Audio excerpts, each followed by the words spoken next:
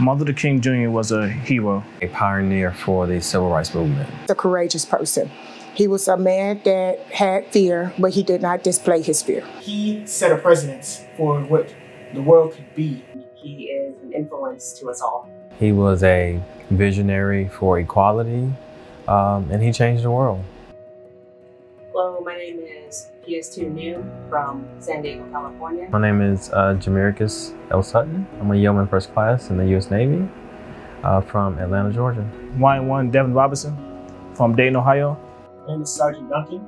I'm a 25 Quebec, stationed in Fort Hood, Texas. And I'm from New Orleans, Louisiana. My name is Courtney Harris. I'm a Pet Officer First Class in the United States Navy, and I'm a native from Montgomery, Alabama. So he was marching for civil rights. He was marching for those that were not white Americans at the time, for equal rights. Equal rights. What he did during this time was phenomenal. Fighting social injustice, fighting injustice in general for people that they felt like their voice wasn't being heard. So my grandfather, my father's father, is of the same age as Dr. King. He attended college in Alabama, so he was present for a lot of the marches down in Selma and Montgomery. So he got to see firsthand the impact that Dr. King had on our community. My grandmother had just had my mom. And that's when all the marching and everything was beginning and a lot of stuff was going on. My grandmother, to this day, can still remember the blisters on her feet. She can still remember being sprayed down with water hose, and it wasn't like being at a fun park. It felt like lashes was going across her back. She remembered the marches when, as soon as the sun came up till the sun went down. Before my grandpa passed away, when he found out I was in the Army, he was kind of happy. Okay, it's good to know, somebody's continuing the lineage. He then told me that a story of when him and some friends that were service members at the time, they were in uniform. I think they were going for a mission or something, but they moved to a hotel.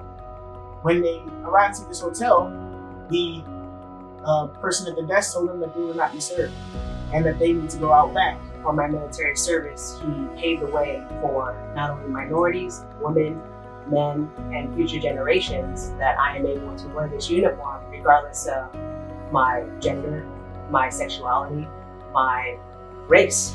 We're all one race, that is the human race. Thank you. Just thank you for everything you've done. I will not be able to put on the uniform that I wear now proudly and serve my country without what you've done. You sacrificed, you paid the ultimate sacrifice to have people like me do what we do and love what we do, to help people, serve my country, and from a grateful country, just thank you.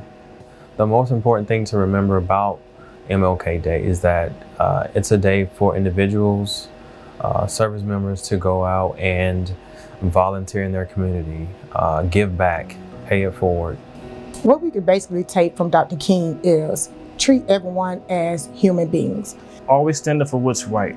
You know, he never backed down through the imprisonments, through the riots. He just always been willing to sacrifice, give all he got just for the voiceless. Just always fight for what you believe in, always fight for the voiceless. There is power in number. There is power in people. When we come together, we can complete a mission and have justice in what we think that is right. And what is right is equality for all. We, as a people, as a country right now, we're kind of a little divided in a lot of different directions. We have to come back and understand that we are all people.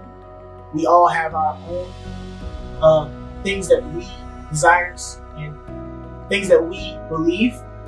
We may not always agree together, but we are all Americans, right? So let's act like it. Just look at everyone like we're human beings. No matter what your ethnicity, race, background, gender, relationship, or your beliefs. We're all people, we're all human, and we're all sisters and brothers.